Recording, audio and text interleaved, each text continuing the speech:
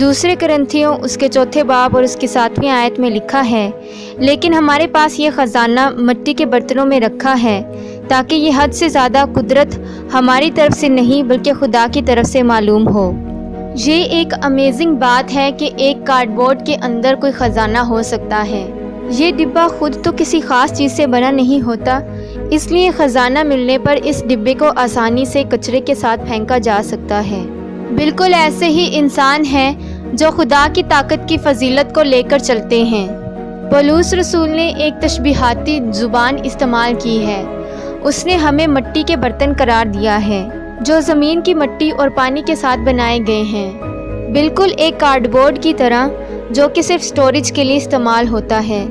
لیکن ہمارے اندر خداوند یسوع مسیح کے فضل اور جلال کی روشنی ہے جو ہم اپنے اندر ایک خزانے کی طرح رکھتے ہیں۔ باہری برتن جو کہ مٹی کا بنا ہوا ہے وہ اتنا اہم نہیں ہے جتنا کہ اس کے اندر رکھا گیا خزانہ اہم ہے، اور آپ اور جو مجھ میں خزانہ رکھا گیا ہے وہ خدا کا کلام ہے۔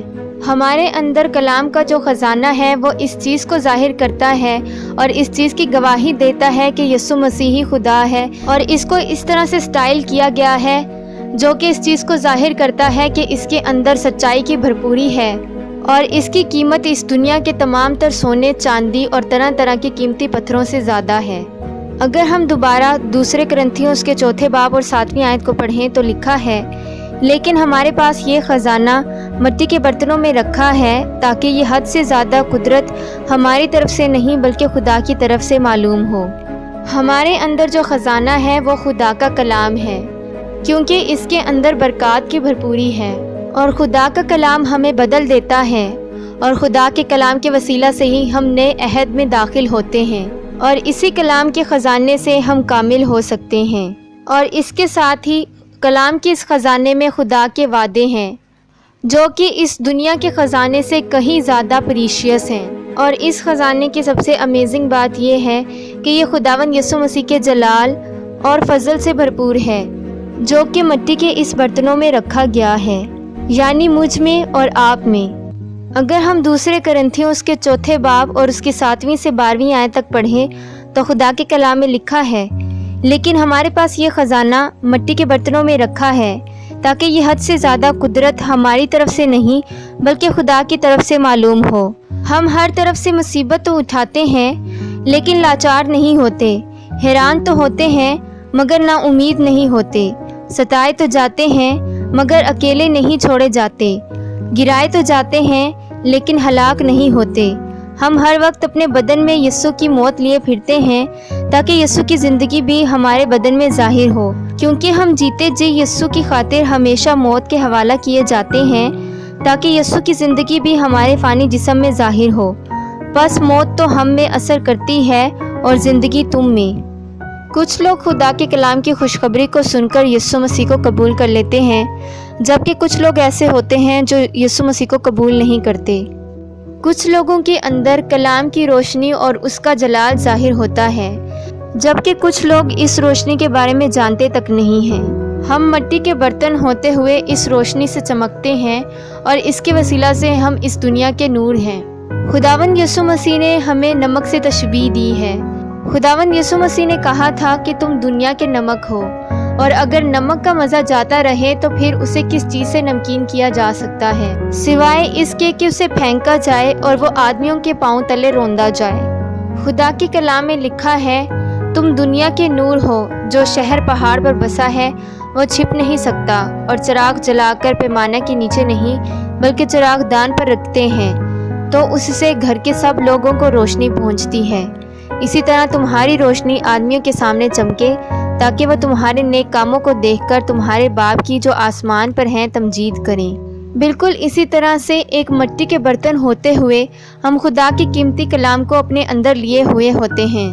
ہمارے اندر سے خدا کے نیک کاموں کا اظہار ہونا چاہیے، کیونکہ خدا کا روح ہم میں بسا ہوا ہے۔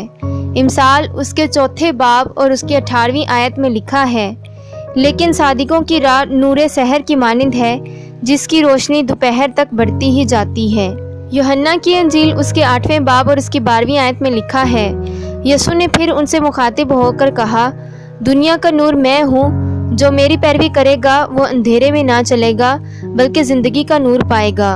और फिलिपियों उसके दूसरे बाब और उसकी 15वीं आयत में लिखा है, ताकि तुम बेऐब और भोले होकर टेढ़े और कजरो लोगों में खुदा के बेनुक्स फर्जंद बने रहो, जिनके दरमियान तुम दुनिया में चिरागों की तरह दिखाई देते हो और ज़िंदगी का कलाम पेश करते हो। जैसा कि खुदा का कलाम कहता है, ताकि हद से ज़्यादा कुदरत हमारी तरफ से नहीं बल्कि खुदा की तरफ से मालूम हो। खुदावंद यीशु मसीह ने जब कलीसिया से बात की तो उसने उनसे कहा कि तुम दुनिया के नूर हो। बिल्कुल इसी तरह से खुदा आज हमें भी यही कहता है कि हम दुनिया के नूर हैं। इसलिए हमें खुदा के कलाम की रोशनी के मुताबिक चमकना चाहिए। और आज खुदावंद अपना काम हमारे ज़रिया से करता है, यानी इस मिट्टी के बर्तन के ज़रिया से जो कि खुदा की हजूरी को अपने अंदर लिए फिरते हैं। खुदावंद आपको और मेरे जैसे मामूली से इंसानों को इस्तेमाल करता है ताकि वो खुदा के कलाम की खुशखबरी को दूसरों तक पहुंचा सकें। हम अपने ईमान की बाबत दूसरों से शेयर करते हैं और इससे खुदा के कलाम की रोशनी दूसरों तक पहुंचती है। यानी हम सब बनाए गए हैं ताकि हम सब चमकें। यीशु मसीह ने इस आयत में हमें दुनिया का नूर कहा है। बहुत से लोगों ने इस रोशनी को सिर्फ चर्च तक ही महदूद कर दिया है, जबकि खुदा के कलाम ने हमें दुनिया का नूर ठहराया है। लोग सिर्फ चर्च में ही खुदा की इबादत करते हैं और दूसरों के सामने चमकते हैं, जबकि नूर वहाँ चमकता है जहाँ अंधेरा हो।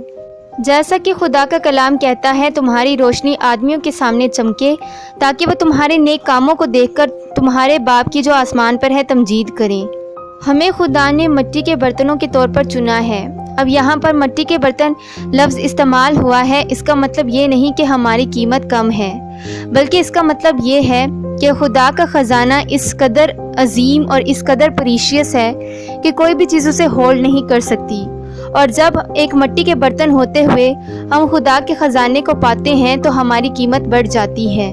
और खुदा ने अपना ख़जाना रखने के लिए हमें यानी मिट्टी के बर्तनों को इस्तेमाल किया है। और जैसा कि इस आयत के दूसरे हिस्से में लिखा गया है, ताकि ये हद से ज़्यादा कुदरत हमारी तरफ से नहीं बल्कि खुदा की तरफ से मालूम हो। हम सब खुदा के बर्तन हैं और खुदा ने हमें चूज़ किया है ताकि हम उसकी बेपनाह कुदरत को जाहिर करें। पहले करंथियों उसके 3 बाब और उसकी 16वीं और 17वीं आयत में लिखा है, क्या तुम नहीं जानते कि तुम खुदा का मकदिस हो और खुदा का रूह तुम में बसा हुआ है। अगर कोई खुदा के मकदिस को बर्बाद करेगा तो खुदा उसको बर्बाद करेगा, क्योंकि खुदा का मकदिस पाक है और वो तुम हो। और पहले करंथियों उसके 6 बाब और उसकी 15वीं से 20वीं आयत तक लिखा है, क्या तुम नहीं जानते कि तुम्हारे बदन मसीह के अज़ा हैं। बस क्या मैं मसीह के अज़ा लेकर कसबी के अज़ा बनाऊं? हरगिज़ नहीं। क्या तुम नहीं जानते कि जो कोई कसबी से सोबत करता है वो उसके साथ एक तन होता है, क्योंकि वो फरमाता है कि वो दोनों एक तन होंगे। और जो खुदावंद की सोबत में रहता है वो उसके साथ एक रूह होता है। हरामकारी से भागो। जितने गुनाह आदमी करता है वो बदन से बाहिर है, मगर हरामकार अपने बदन का भी गुनहगार है। क्या तुम नहीं जानते कि तुम्हारा बदन रूहुल कुद्दस का मकदिस है जो तुम में बसा हुआ है और तुमको खुदा की तरफ से मिला है, और तुम अपने नहीं क्योंकि कीमत से खरीदे गए हो। बस अपने बदन से खुदा का जलाल जाहिर करो, क्योंकि खुदा ने आपको एक मिट्टी का बर्तन होते हुए चुना है ताकि आप उसके ख़जाने को थामे रखें और उसके ख़जाने को दूसरों तक पहुंचा सकें। खुदावंद आज के कलाम के वसीला से हम सभी को बरकत दे।